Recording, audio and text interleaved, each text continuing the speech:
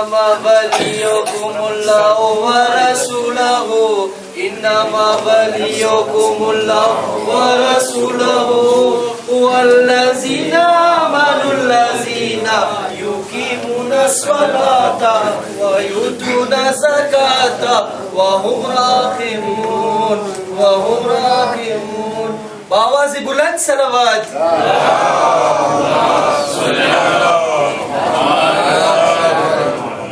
صلوات پڑھے محمد والے.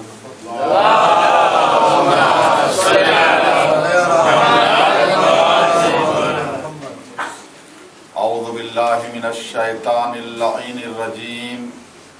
بسم اللہ الرحمن الرحیم. الحمد للہ رب العالمین. الصلاة والسلام على اشرف الانبیاء والمرسلین مولانا بالقاسم محمد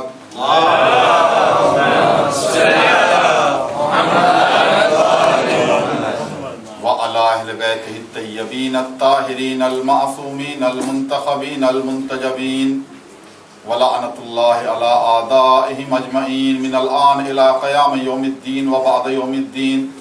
اما بعد فقط قال اللہ سبحانہ تبارک و تعالی فی کتابہ المجید وفرقانہ الحمید وقولہ الحق. بسم اللہ الرحمن الرحیم. انما یرید اللہ لیذھب عنکم الرجس اہل البیت ویطہرکم تطہیرا. صلوات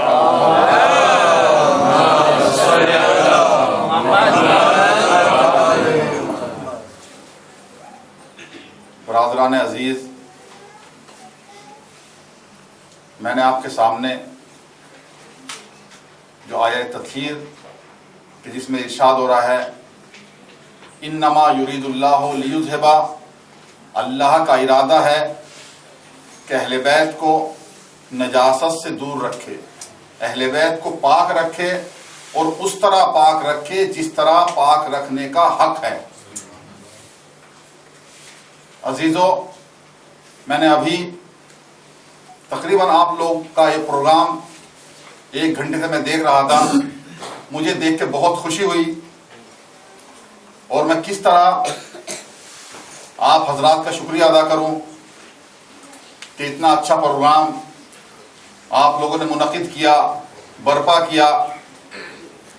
یعنی اب میں سب کے نام تو نہیں لے سکتا، لیکن کچھ لوگوں کے نام تو بتا ہی دوں، جیسے کہ برادر عزیز امین ناصر صاحب یا مصطفیٰ جیون صاحب یا اور بھی جتنے بھی لوگ بیٹھے ہیں.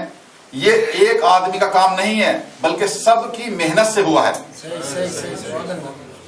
اب سب کے نام لینے کی ضرورت نہیں ہے، اس لیے کہ جو کوئی پروگرام ہوتا ہے، جو کوئی محفل ہوتی ہے، وہ سب کی محنت سے ہوتا ہے. اس میں سب کی محنت شامل ہوتی ہے اور ثواب بھی سب کو ملتا ہے. یہ ایک بہت ہی نورانی محفل ہے، بہت ہی بابرکت محفل ہے.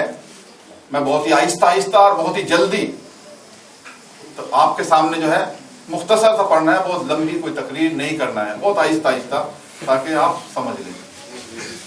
تو مجھے آیت تطہیر کے بارے میں جب یہاں آیا تھا ابھی 1-2 گھنٹے پہلے، تو میں کچھ اور سوچ کر کے آیا تھا کہ مجھے کیا پڑھنا ہے. میں آپ سے یہاں کھڑے ہو کے کوئی بھی ایسا نہیں کہ میں کچھ اور بول رہا ہوں، میں جو سوچ کر کے آیا تھا کہ میں کچھ اور پڑھنا ہے، لیکن جو میں نے پروگرام دیکھا آپ کا تو مجھے اس کے بارے میں کچھ بولنا پڑا. اس لیے کہ ابھی جو پروگرام ہوا کہ جس طریقے سے آیت تطہیر کے بارے میں بتایا اور جس طریقے سے جو ہے منظر کشی پیش کی گئی، تو عزیزو آیت تطہیر ایک ایسی ہے اس میں اہل بیت کی فضیلت بیان کی گئی ہے. اہل بیت کی فضیلت آپ دیکھیں کہ جب آیا کہ کیا ہے کہ ہم فاطمتو ابوہا و بالوہا و بنوہا. تو میں سمجھے اس کا مطلب کیا ہے کہ وہ پچھلے چادر کے نیچے کون ہے. مجھے یہ پیش نہیں کرنا تھا، لیکن چونکہ یہ ہوا ہے اس لیے میں آپ کے سامنے بتا دوں. کہتے ہیں چادر کے پوچھا چادر کے نیچے ہے کون؟ کہا کہ ہم فاطمتو، اس چادر کے نیچے فاطمہ ہیں، وہ ابوہا اور ان کے فادر ہیں، بابا ہیں، وہ بالوہا اور ان کے شوہر ہیں، وہ بنوہا اور ان کے بیٹے ہیں. یہ چادر کے نیچے ہے. تو کبھی آپ نے سوچا کہ چادر کے نیچے سب سے بزرگ آدمی کون تھا؟ جو چادر تھی، چادر کے نیچے جو سب تھے، سب سے بزرگ، سب سے موٹا، سب سے آدمی کون تھا؟ آپ بتائیں کون تھا؟ کیا سب سے بزرگ جناب فاطمہ زہرا تھی؟ نہیں، سب سے بزرگ رسول خدا تھے. لیکن خدا بند عالم کہہ رہا ہے کہ چادر کے نیچے فاطمہ ہے. ہوتا ہمارے یہاں سب کے یہاں یہ ہے، چاہے انڈیا ہو یا رینیون ہو، جہاں بھی ہو، یعنی بڑے کا تعارف چھوٹے کا تعارف جو ہے وہ بڑے کے ذریعے کرایا جاتا ہے کہ یہ فلاں کا ڈیکرا ہے. کہیں گے یہ سلیم صاحب کا ڈیکرا ہے، یہ مصطفیٰ صاحب کی ڈیکری ہے، یہ بیٹی ہے. ایسے یہ نہیں کہیں گے کہ یہ جو ڈیکرا ہے یہ ان کے فادر ہیں. کیونکہ آپ مشہور ہیں، آپ کو سب لوگ جانتے ہیں، تو کہیں گے یہ فلاں کا بیٹا ہے، یہ فلاں کے بابا ہیں، یہ فلاں کا، اس طرح یعنی بڑے سے چھوٹے کا تعارف کرایا جاتا ہے. یعنی بڑے سے چھوٹے کو پہچان. لیکن یہاں کیا الٹا ہو رہا ہے؟ آپ دیکھ رہے ہیں یہاں الٹا ہو رہا ہے. یہاں پہچانوا رہے ہیں کس کے ذریعے؟ چھوٹے کے ذریعے بڑے کو پہچانوا رہے ہیں. جبکہ رسول اسلام فاطمہ زہرا کے باپ ہیں، امام علی ان کے شوہر ہیں. لیکن نہیں، جو تعارف ہوا وہ فاطمہ زہرا کے. کیوں؟ ایک سوال ہے، تم سے کوئی پوچھ سکتا ہے کیوں ایسا کیوں ہوا؟ ایسا تو نہیں ہونا چاہیے. لیکن نہیں، آپ یاد رکھیں جو کچھ ہوا وہ ٹھیک ہوا، اس لیے کہ جو کچھ ہوا مرضی خدا سے ہوا، اور جو مرضی خدا سے ہوتا ہے وہ ٹھیک ہوتا ہے، غلط نہیں ہوتا. صلوات پڑھیں محمد والے محمد پر.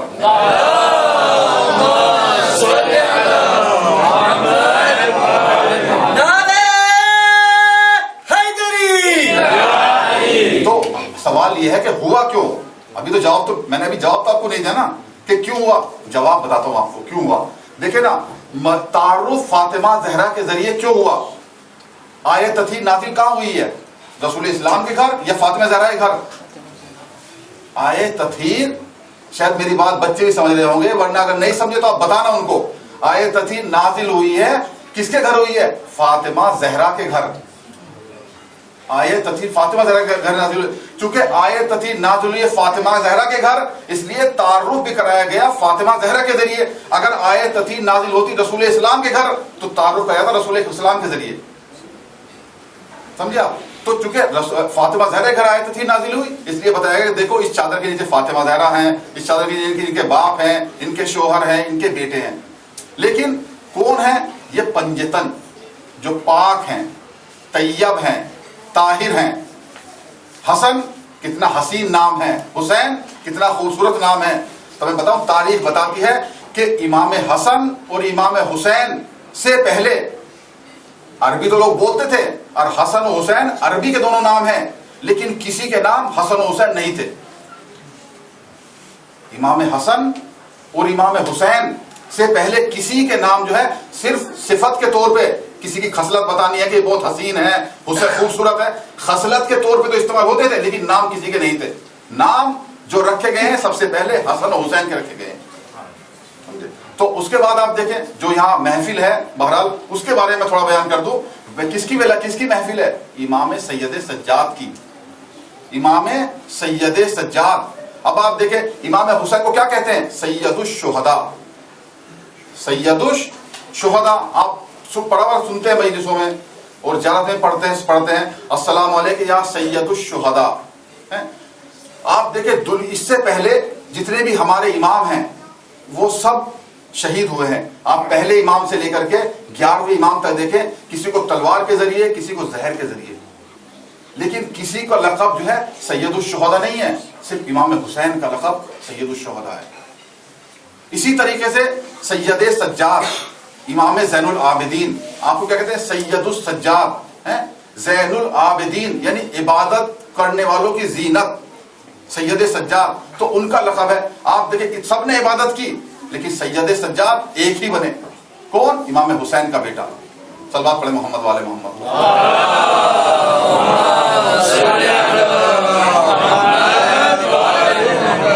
تو عزیزو، تاریخ بتاتی ہے کہ سید سجاد، جیسے کہ آپ کو معلوم ہے کہ آج ان کی ولادت کی تاریخ ہے. جناب امام سید سجاد کی عمر 57 برس کی تھی، 57 سال کی، 57 برس کی. اور آپ کی جو والدہ گرامی ہے ان کا نام شہر بانو تھا. تو سید سجاد ایسے عابد تھے کہ ان کو سید سجاد کہا گیا. لوگ یہ کہتے تھے کہ ان کا لقب سید سجاد کیوں ہے، لیکن یہ کس طریقے سے ہوا کہ ایک تاریخ بتاتی ہے کہ سید سجاد نماز پڑھ رہے ہیں، نماز پڑھتے پڑھتے شیطان اژدہے کی شکل میں، کسی سانپ کی شکل میں جو ہے وہ آتا ہے، سید سجاد کا جو پیر کا جو انگلی ہے یا انگوٹھا ہے اس کو دباتا ہے، چباتا ہے، لیکن وہ یہ سمجھ رہے تھے کہ شاید سید سجاد ڈر جائیں گے اور نماز میں کوئی خلل واقع ہوگا، لیکن نہیں، سید سجاد اپنی نماز میں عبادت میں مشغول رہے۔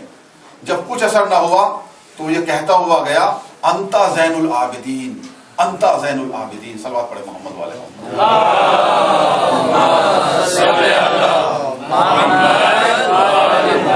اس لیے وہ سید سجاد وہ ہے کہ جو تاریخ بتاتی ہے کہ لوگ کہنے لگے کہ محمد حنفیہ بھی ہیں اور سید سجاد بھی ہیں، لیکن یہ کیا وجہ ہے؟ محمد حنفیہ ان سے بڑے ہیں، بزرگ ہیں، تو محمد حنفیہ کو کیوں امام نہیں بنایا گیا، کیوں سید سجاد کو بنایا گیا؟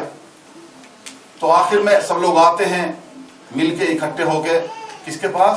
سید سجاد کے پاس، اور معلوم کرتے ہیں، تپاس کرتے ہیں کہ آپ کو کیوں امام بنایا گیا، کیا دلیل ہے، ہمیں کیسے خبر پڑی کہ آپ امام ہیں؟ تو کہا کہ اس کے بارے میں اگر آپ کو معلوم کرنا ہے تو آپ چلیں، کہاں چلیں؟ خانہ کعبہ میں چلیں۔ اس لیے خانہ کعبہ وہ ہے کہ جہاں سب اپنا سجدہ کرتے ہیں، عبادت کرتے ہیں، اگر خانہ کعبہ گواہی دے دے گا تو سب کو لینی پڑے گی۔ تو جاتے ہیں خانہ کعبہ کے پاس، سب اکٹھے ہو کر کے، وہاں محمد حنفیہ بھی ہیں، پتہ چلے کہ کون امام ہے۔ بعض کہتے کہ نہیں یہ امام محمد حنفیہ امام ہے، ان کو ہونا چاہیے کیونکہ یہ عمر میں بڑے ہیں، بزرگ ہیں۔ تو کہا کہ ٹھیک، سب لوگ چلتے ہیں، پورا مجمع جاتا ہے، اور پتہ کرنے کے لیے کیا کہ امام کون ہے۔ پتہ کیسے چلے گا کہ خانہ کعبہ کو پہنچنے کے بعد سب سلام کریں گے، جس کے سلام کا جواب خانہ کعبہ نے دیا وہی امام ہوگا، جس کے سلام کا جواب خانہ کعبہ نے دیا وہی امام ہوگا۔ تو اب سب لوگ پورا مجمع جاتا ہے اکٹھا ہو کر کے خانہ کعبہ میں، اور جانے کے بعد محمد حنفیہ کہتے ہیں السلام علیکم یا کعبۃ اللہ، لیکن کعبے سے کوئی جواب نہیں آیا۔ اس کے بعد مجمع دیکھتا رہا، تھوڑی دیر کے بعد امام زین العابدین علیہ الصلوۃ والسلام، صلوات محمد والے محمد پر،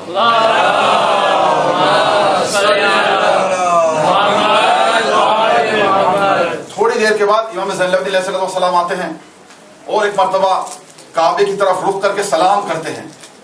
جیسے امام کی زبان سے سلام کے جملے کلمے نکلے، فوراً آواز آئی وعلیک السلام، صلوات پڑھے محمد والے محمد پر۔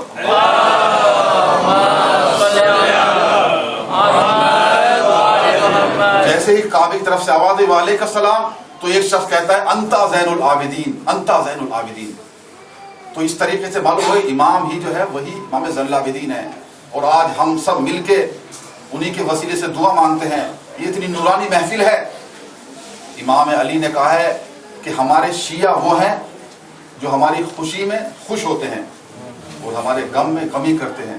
آپ نے اتنی اچھی، اتنی سندر جو یہ محفل کی ہے، اتنی خوبصورت جو محفل کی ہے، یقیناً آپ علی کے شیعہ ہیں، آپ علی کے شیعہ ہیں۔ اور آپ جو بھی اس ٹائم جو آپ یہاں بیٹھے ہیں، جو عبادت کی ہے، ایک عبادت ہے۔ آپ یہ نہ سمجھے کہ نماز پڑھنا ہی خالی، بلکہ یہاں فرش پہ بیٹھنا بھی عبادت ہے، یہ بھی ایک نیک کام ہے۔ یہاں جو بیٹھتا ہے، جو سنتا ہے، یہ بھی ایک عبادت ہے۔